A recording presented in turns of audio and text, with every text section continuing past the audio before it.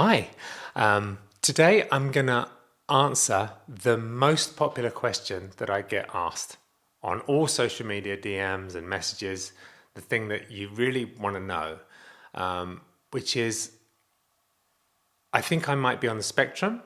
Am I with these symptoms? I think my kid might be on the spectrum. Do you think he is with or she is with these symptoms? How do I get my kid diagnosed with autism? How did you get diagnosed with autism? And what is autism? Now, I have a very basic, easy to follow little checklist in my head because I have to keep things super simple. So I feel like I've got quite a valuable message with this, because what I've got to offer this question is really simple. Like, you see a lot of things that are so complicated, but for me, autism is just a simple few things. And I have a lot of experience with getting diagnosed myself, getting my child diagnosed. So that's what today's video is about. If you like what I'm doing, please subscribe to the channel. It's a massive help, and what it really does is help me get this message out to more people. And the reason I think that's important is because when I started this channel, it was about me. I wanted to help you. Then when I had my mental breakdown 4 months ago, I realized this channel was about you helping me. So I feel like now it's a two-way street, and I get an overwhelming amount of messages from people every day saying how much this channel has helped them when they're struggling with mental health, suicidal ideation, depression, anxiety, addiction, autism, separation, all the things I'm going through right now. People are telling me that if they're going through it, it's a big help to see these videos. So I want to get it out to as many people as possible. There may be people that are struggling that will find this helpful, and it may help them. So it's my mission to help as many people as possible. So hitting that subscribe button helps me with that mission, and it's a big help. The way I keep the show on the road and the way I keep the lights on is my Patreon, which is also very good because you get exclusive music and an exclusive video every week. And another thing I've been doing, which I'm super excited about, is imagine you go and see a concert of your band, of a band you love. I do that experience on my Patreon. Same length of show, like hour-long music performances. I've just started it. I love it. People are loving it. The patrons are loving it. So if you want to see me play live in a proper live context, that's the place to go. So the link down there is patreon.com/Stephen Hilton. Thanks for support. Thanks for supporting me in all this. This has been a wild ride, you guys. And I'm not planning to stop anytime soon. I post a video on YouTube every single day, 10 a.m. without fail. Never miss a day, every day, never miss a day. Because I'm autistic, which is what this video is about. Autistic people tend to have a heightened sense of justice. Like, if you say you're going to do something, you really, really do it. Like, if I say I'm going to post a video at 10 a.m. every day, it kills me if it goes at 10:01.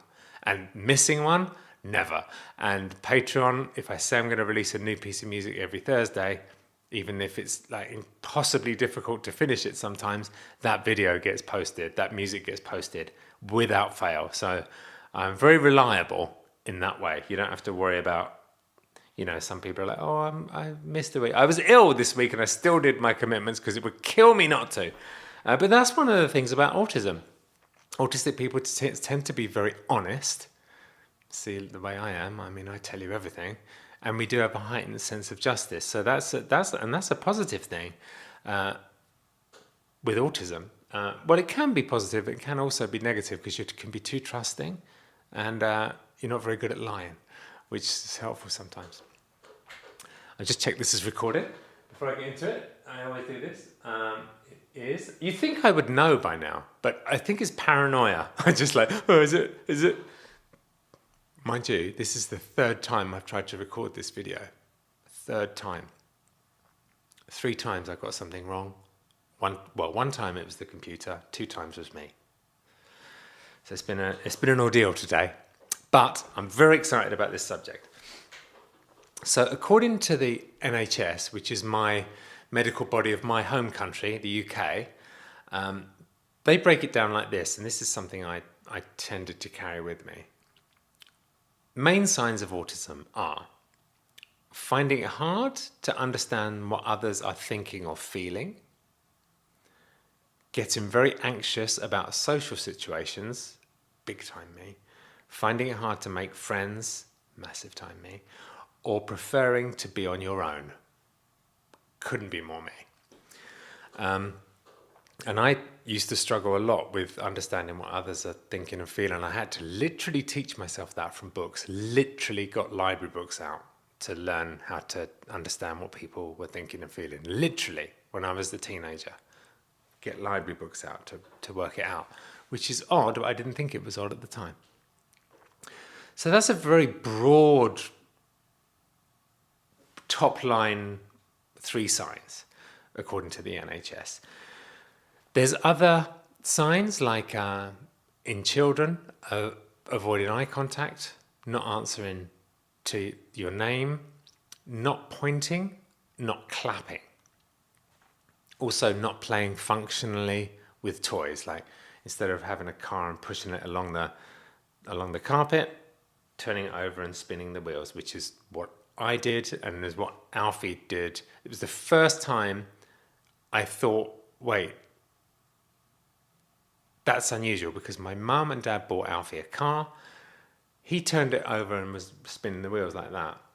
And I called my mum the week later and she said, did he get the car? And I said, yes. And she said, you watch, I bet he turns it over and spins the wheels. I was like, how do you know he's doing that? She said, but that's how you used to play the cars. Big sign. And then it wasn't until a few months later that we thought he might be on the spectrum, and I researched it, and that was one of the things that was coming up. And then I thought, wow, not only is he possibly on the spectrum, but am I? So in America, what you do, the next step is to get him assessed. Obsessed is another autistic thing. Get him assessed with Alfie by a place called the Regional Centre. I don't know why it's called that. They have one in every state, and it's like a government-run thing that your paediatrician recommends you to if she suspects your child is on the spectrum. And they run tests. They run speech, occupational therapy, which is play-based sensory tests, and child development. They run 3 tests, which are an hour each. Depending on how those come back is how likely you are to get an official government diagnosis of autism, which apparently is the best way to go, because it's official, no questions asked. You can get all the support. Alfie can get all the support that he could need in his school. So that's the way we did it. And the paediatrician sort of led us that way, and that's what we did. It's going to be different if you're in England, but I would say the key to it is talking to the paediatrician and the doctor about next steps. So that's what they do. They do 3 tests.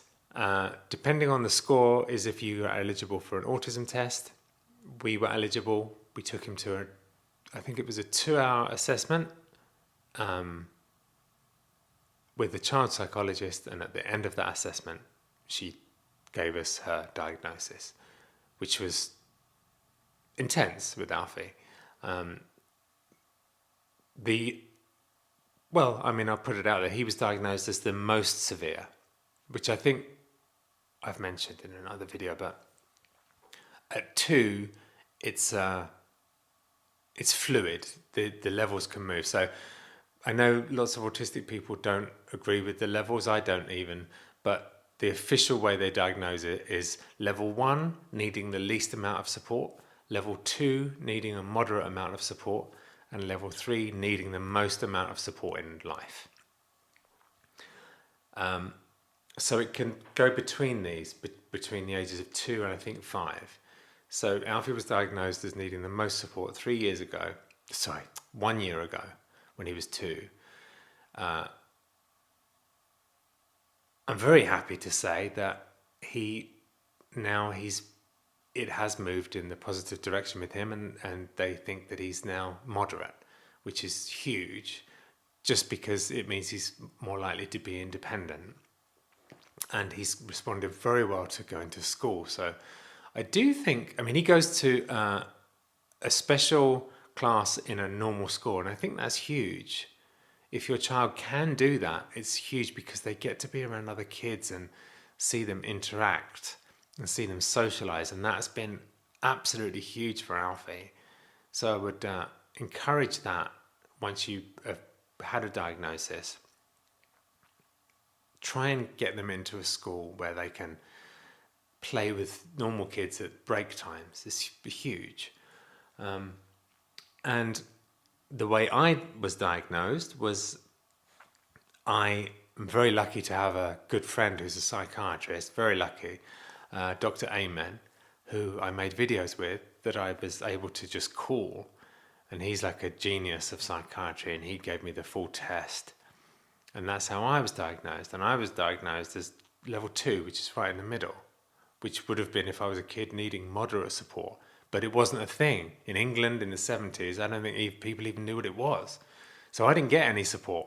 And I turned out fine, and I used my special interest. I'm lucky because I've got this, some autistic people have this savant part of autism where you've got a special ability in one area. And I'm lucky to have that. I've got that with music. Like it's an unreasonable amount of... I sound like I'm blowing my own trumpet, but I'm trying to talk about autism. So I'm just trying to take me out of it. Savant is an unreasonable amount of skill in one area that's like way out of proportion to other people. And it could be maths, it could be engineering, could be music, it could be reading.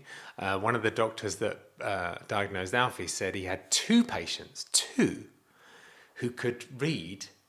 You could give them a book in this hand and a book in this hand, and they'll read both books at the same time with one eye, bing, bing, bing, going through the pages, and they'll finish the book, and he can ask them, on book 1, page 94, paragraph 3, what's the first letter? And on book 2, page 45, paragraph 4, what's the first letter? And those people will tell him.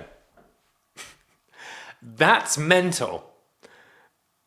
That's a savant side. And he said, do you know, also some people can play music just after hearing it once without knowing anything about the piano? And I was like, Laura was laughing at me, because I was like, can't everyone do that? Because that's exactly what I did as a kid. So there's that portion as well, which people don't... I feel like I don't see a lot of people talking about that. I don't know why. Perhaps it's a small percentage, or perhaps... Yeah, I don't know why. There's a very active autism community on TikTok, but I never hear them talk about that. Maybe I should make a TikTok video about that, because I haven't seen anyone talking about that, having the savant side. Yeah, so follow me on TikTok, just my name. I'm going to make a TikTok about that, I think, because there's a very strong community on TikTok of autistic people. Hashtag actually autistic. Actually autistic creators, brilliant ones, young, cool, super switched on kids who are autistic, who are making content. Amazing. So if you're just starting your journey with autism, I definitely recommend checking that out, that hashtag. Yeah, I think I've covered what I intended to in this video. I love you guys. Let's come back tomorrow and talk about something else.